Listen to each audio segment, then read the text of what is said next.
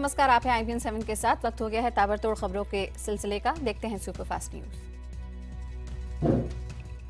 मुंबई के high profile Sheena Bora murder case में एक के बाद एक सनसनीखेज खुलासे हो रहे हैं। पुलिस ने ये कहकर इस हत्या की गुत्थी सुलझाने का दावा किया है कि शीना की हत्या उसकी मां इंद्राणी ने अपने दूसरे पति संजीव खन्ना और ड्राइवर श्याम राय के साथ मिलकर की थी। तीनों पुलिस के गिरफ्त में हैं और उनसे पूछताछ जारी है। पुलिस ने इंद्राणी का पासपोर्ट जब्त करने के साथ ही उसके 2 लैपटॉप, 2 मोबाइल फोन और फैमिली एल्बम भी अपने कब्जे में ले लिया है। कहा जा रहा है कि पीटर मुखर्जी की पहली शादी से संतान राहुल और इंद्राणी की बेटी शीना एक दूसरे के साथ लिव इन रिलेशन में थे। ये बात इंद्राणी को नागवार गुजरती थी। बुधवार देर रात मुंबई पुलिस ने इंद्राणी के पति और पूर्व मीडिया कारोबारी पीटर मुखर्जी के बेटे राहुल मुखर्जी से पूछताछ की। करीब 1 घंटे की पूछताछ के बाद जब राहुल मुखर्जी खार पुलिस स्टेशन से बाहर निकले तो वो पत्रकारों के सवाल पर बिदक पड़े और मीडिया कर्मियों से बदसलूकी। दरवाजा तो बंद करने दे यार।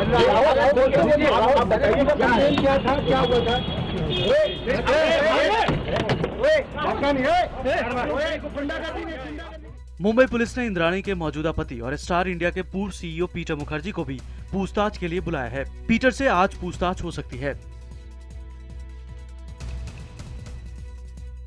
इंद्राणी मुखर्जी की गिरफ्तारी के 1 दिन बाद उनके पूर्व पति संजीव खन्ना को भी शीना बोरा की हत्या के मामले में बुधवार को कोलकाता में गिरफ्तार कर लिया गया। मुंबई पुलिस ने कुछ घंटे तक पूछताछ के बाद खन्ना को अलीपुर इलाके से गिरफ्तार कर लिया। सूत्रों के मुताबिक कार में शीना का गला घोटने से लेकर उसकी लाश को ठिकाने लगाने में लगे 2 दिनों तक संजीव खन्ना साथ थे। शीना की लाश को ठिकाने लगाने के दौरान कार में संजीव खन्ना, इंद्राणी मुखर्जी और उनका ड्राइवर श्याम राय मौजूद थे। संजीव खन्ना को मुंबई ले जाने के लिए मुंबई पुलिस आज उनकी ट्रांजिट रिमांड की मांग करेगी। दरअसल मुंबई पुलिस संजीव खन्ना को मुंबई लाकर पूछताछ करना चाहती है। फिलहाल शीना की हत्या का सच जानने के लिए पुलिस पूरे आपराधिक घटनाक्रम को दोहराने की तैयारी कर रही है, जिसे इंद्राणी और उसके ड्राइवर ने अंजाम दिया था। दरअसल पुलिस इसके जरिए ये पता करने की कोशिश में है कि आखिर किन वजह से इस खौफनाक वारदात को अंजाम दिया गया। पुलिस के मुताबिक पहले शीना की गला दबाकर हत्या की गई। उसके बाद आरोपी शीना की लाश को कार में डालकर मुंबई में घूमते रहे। बाद में ड्राइवर श्याम और इंद्राणी ने कार को पीटर मुखर्जी के गैरेज में खड़ा कर दिया। दूसरे दिन दोनों कार में रखी शीना की लाश को लेकर ठिकाने लगाने निकल पड़े। इस हत्याकांड में एक और चौंकाने वाली जानकारी सामने आई है। दरअसल Sheena Mumbai metro 1 private limited में काम करती थी। हत्याकांड के बाद कंपनी की ओर से जारी बयान के मुताबिक शीना 20 जून 2011 को HR डिपार्टमेंट में बतौर असिस्टेंट मैनेजर शामिल हुई थी। कंपनी के मुताबिक शीना 24 अप्रैल 2012 को छुट्टी पर चली गई थी और इसी दिन शीना की हत्या हुई थी। जबकि मुंबई मेट्रो को शीना का इस्तीफा उसकी हत्या के 8 दिन बाद यानी 3 मई 2012 को मिला। ऐसे में सवाल ये भी उठ रहे हैं कि आखिर शीना की मौत के बाद उसके नाम से कंपनी में किसने इस्तीफा भेजा। काफी समय तक शीना की ओर से कोई जवाब नहीं मिलने पर कंपनी ने मई के तीसरे हफ्ते में उसकी फाइल बंद कर दी थी। दिल्ली के CM अरविंद केजरीवाल आज पटना जा रहे हैं। वो बिहार सरकार की तरफ से सुशासन पर आयोजित एक कार्यक्रम में शिरकत करेंगे। कार्यक्रम के मुताबिक सुबह 10:30 बजे केजरीवाल बिहार के मुख्यमंत्री नीतीश कुमार के साथ मंच साझा करेंगे। दोपहर 2:30 बजे केजरीवाल बोधगया के लिए रवाना हो जाएंगे। केजरीवाल ने बिहार को विशेष राज्य का दर्जा देने और नीतीश ने दिल्ली को पूर्ण राज्य का दर्जा दिए जाने की मांग का समर्थन किया है। दिल्ली में नीतीश कुमार केजरीवाल से 2 बार मुलाकात भी कर चुके हैं। केजरीवाल ने विधानसभा चुनाव में नीतीश के समर्थन में प्रचार करने का भी ऐलान किया है। इसी बीच कांग्रेस नेता शकील अहमद का बयान आया है। शकील अहमद के मुताबिक केजरीवाल दिल्ली में फेल रहे हैं और बिहार में भी उनका कोई प्रभाव नहीं होगा। गुजरात में पटेल समुदाय के लिए OBC आरक्षण की मांग को लेकर तनाव बना हुआ है। राज्य सरकार ने हालात को देखते हुए सेना को बुलाया है। सेना ने अहमदाबाद में बुधवार शाम को फ्लैग मार्च किया। सेना की 5 टुकड़ियां और केंद्रीय बलों की 53 कंपनियां तैनात की गई हैं। अहमदाबाद में 9 जगहों पर, सूरत में 2 जगहों पर और मेहसाना में 3 जगहों पर कर्फ्यू होने के बावजूद दिन भर हिंसक झड़पें होती रही। पुलिस फायरिंग में 6 लोगों की मौत हो गई। आंदोलन की अगुवाई कर रहे हार्दिक पटेल की ओर से बुलाए गए बंद का असर ट्रेनों की आवाजाही पर भी पड़ा। प्रधानमंत्री नरेंद्र मोदी ने गुजरात में शांति की अपील की है। उन्होंने कहा है कि हिंसा से किसी का फायदा नहीं होता, हर समस्या का समाधान बातचीत से होता है। हमारी सौ नागरिक भाइयों बहनों ने विनंती है कि અત્યારે एक ज मंत्र होय આપણો शांति। दरेक समस्याનો ઉકેલ વાતચીત દ્વારા આવતો જ હોય છે। हालात बेकाबू होने पर पूरा ठीकरा पाटीदार आरक्षण समिति के कन्वीनर हार्दिक पटेल ने सरकार पर फोड़ा। सरकार को 24 घंटे में दोषी पुलिस वालों पर कार्रवाई की चेतावनी दी, लेकिन साथ ही लोगों से शांति बनाए रखने की अपील भी की है। नहीं, वो बात अभी गुजरात को शांति रखना है, वही हमारा अल्टीमेटम है। बस गुजरात में शांति बनाए रखे, सब साथ रहकर एक देश का विकास कर सकते हैं। जय हिंद, जय सरदार। अहमदाबाद में पुलिस वाले तोड़फोड़ करते हुए सीसीटीवी कैमरे में कैद हो गए। मंगलवार रात की ये तस्वीरें अहमदाबाद के शाहीबाग इलाके की हैं। आप देख सकते हैं कि कैसे पुलिस वाले चुन चुन कर गाड़ियों को तोड़ रहे हैं। किसी कार को, किसी बाइक को नहीं बख्श रहे। सबसे ज्यादा हैरानी इस बात की है कि जिस जगह पुलिस वाले तोड़फोड़ कर रहे हैं वहाँ कोई प्रदर्शनकारी नहीं। एक सोसाइटी कैंपस में गुंडों की तरह पुलिस वाले गाड़ियाँ तोड़ रहे हैं। गुजरात में पटेल समुदाय के बाद आरक्षण को लेकर अब जाट समाज भी लामबंद हो रहा है। आरक्षण के लिए बाकायदा जाट सेना तैयार की जा रही है। भर्ती के लिए ऑनलाइन कैंपेन चलाया जा रहा है। सेना में हरियाणा, यूपी, राजस्थान और मध्य प्रदेश के युवकों को जोड़ा जा रहा है। ये लोग 28 सितंबर को दिल्ली कूच करने वाले हैं। दावा किया जा रहा है इस आंदोलन में 10 लाख लोगों के जुटने का अनुमान है।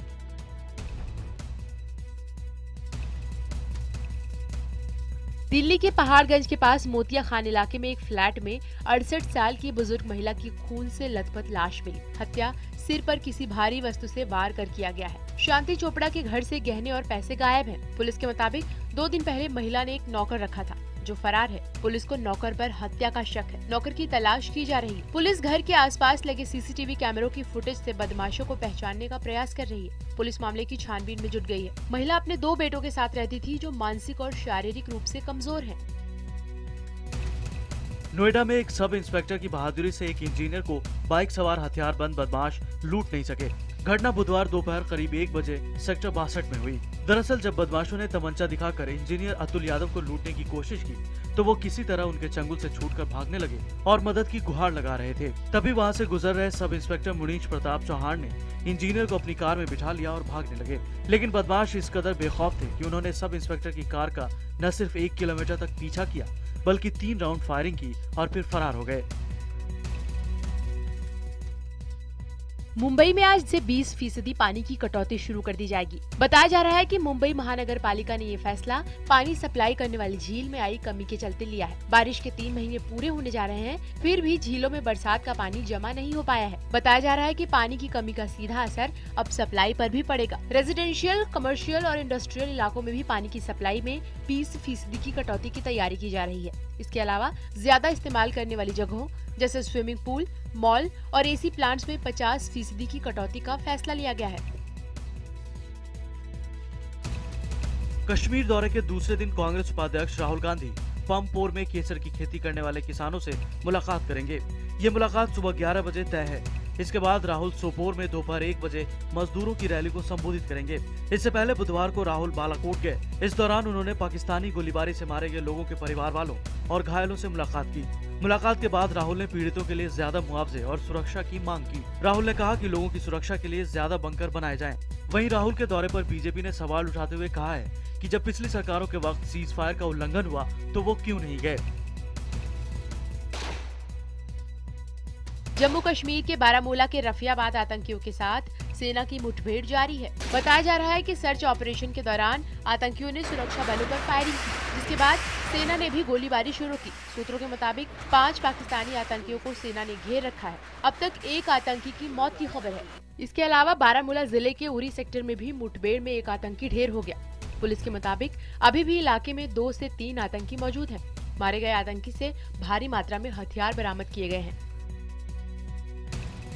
भारत की सबसे बड़ी कम्युनिकेशन सैटेलाइट GSAT-6 को आज लॉन्च किया जाएगा। आंध्र प्रदेश के श्रीहरिकोटा सतीश धवन स्पेस सेंटर से इस सैटेलाइट को शाम 4:52 पर अंतरिक्ष में भेजा जाएगा। ये नवीनतम संचार उपग्रह 2117 किलो वजन ले जाने में सक्षम है और इसे स्पेस में GSLV D6 प्रक्षेपण यान में भेजा जाएगा। इस सैटेलाइट के प्रक्षेपण के बाद ये देश में S-बैंड कम्युनिकेशन सेवा उपलब्ध कराएगा। GSAT-6 भारत का 25वां जियो स्टेशनरी कम्युनिकेशन सैटेलाइट और GSAT सीरीज का 12वां सैटेलाइट है। पटना के Rajendra Nagar terminal railway station पर ट्रेन की चपेट में आने से 5 लोगों की मौके पर ही मौत हो गई। रात करीब 9 बजे प्लेटफॉर्म नंबर 4 पर भीड़ ज्यादा होने की वजह से कुछ लोग पटरी पर खड़े थे। इसी बीच पटना इस्लामपुर DMU एक्सप्रेस आ गई। ट्रेन आते ही भगदड़ मच गई। भगदड़ के बीच 5 लोग ट्रेन के नीचे आ गए। इसके अलावा कई लोग घायल भी हुए हैं। घटना जीआरपी थाने के ठीक सामने हुई, जिसके कारण कुछ ही देर में जीआरपी और आरपीएफ के जवान मौके पर पहुंच गए और स्थिति संभाल ली। हादसे में मरने वाली तीनों महिलाओं की पहचान हो गई है, जबकि 2 पुरुषों की शिनाख्त की कोशिश जारी है। सूत्रों के मुताबिक 1 रैंक 1 पेंशन पर सरकार और पूर्व फौजियों की बातचीत में 3 मुद्दों पर पेंच फंस गया है। ये 3 मुद्दे हैं: पेंशन 2011 से लागू हो या बाद की तारीख से, सालाना 3% वेतन बढ़ाया जाए या नहीं, 1 अप्रैल 2014 से भुगतान हो या फिर 1 अप्रैल 2015 से। इन तीनों मुद्दों के सामने आने के बाद पूर्व फौजी अनशन छोड़ने के लिए तैयार नहीं है। पिछले 73 दिन से आंदोलन जारी है और अब आमरण अनशन पर बैठे पूर्व सैनिकों की संख्या भी बढ़ती जा रही है। मामले को सुलझाने की कोशिशें जारी है, लेकिन अभी तक कोई रास्ता नहीं निकल पाया है। इस मुद्दे पर राहुल गांधी ने भी सरकार पर हमला बोला है। राजधानी दिल्ली में डेंगू के मरीजों की संख्या तेजी से बढ़ रही है। इस साल डेंगू से 2 लोगों की मौत के साथ डेंगू के मरीजों की संख्या लगभग 550 तक पहुंच चुकी है। फिक्र की बात यह है कि अकेले इस महीने में डेंगू के 477 मामले सामने आए हैं। डेंगू के मरीजों ने पिछले 5 सालों का रिकॉर्ड तोड़ दिया है, लेकिन नगर निगम और दिल्ली सरकार इसके लिए एक दूसरे को जिम्मेदार बता रहे हैं। एमसीडी का आरोप है कि दिल्ली सरकार उसे फंड मुहैया नहीं करवा रही है, जिससे डेंगू के मच्छरों को मारने के लिए फॉगिंग और ब्रीडिंग चेकिंग पर असर पड़ रहा है, तो दिल्ली सरकार उसे ही जिम्मेदार ठहरा रही है। प्याज की लगातार बढ़ती कीमतों ने आम आदमी को बिना प्याज काटे ही आंसू निकलने पर मजबूर कर दिया है। ताज नगरी आगरा में एनएसयूआई के कार्यकर्ताओं ने नायाब तरीके से प्याज की बढ़ी हुई कीमतों का विरोध किया। इन लोगों ने आगरा यूनिवर्सिटी में मौजूद केनरा बैंक में प्याज और दाल के लिए लोन लेने के लिए एप्लीकेशन दी। इन लोगों का कहना था कि जब से केंद्र में मोदी की सरकार आई है, तब से ही प्याज और दाल की कीमतें आसमान छू रही है, जिसके चलते लोगों के खाने की थाली से प्याज और दाल गायब हो गई है। आंध्र प्रदेश के एक सरकारी अस्पताल में डॉक्टरों की लापरवाही का मामला सामने आया है। अस्पताल के आईसीयू में एक नवजात की चूहों के काटने की वजह से दर्दनाक मौत हो गई, जबकि अस्पताल प्रशासन का दावा है कि यूरिनरी इन्फेक्शन की सर्जरी के दौरान मौत हुई। वहीं दूसरी तरफ मासूम के माता पिता का कहना है कि जब उनके बच्चे को इमरजेंसी की हालत में वेंटिलेटर पर रखा गया था, तो उसकी उंगली को चूहों ने काट खाया था, जिससे उसकी मौत हो गई। फिलहाल इस पूरे मामले की जाँच के आदेश दे दिए गए हैं।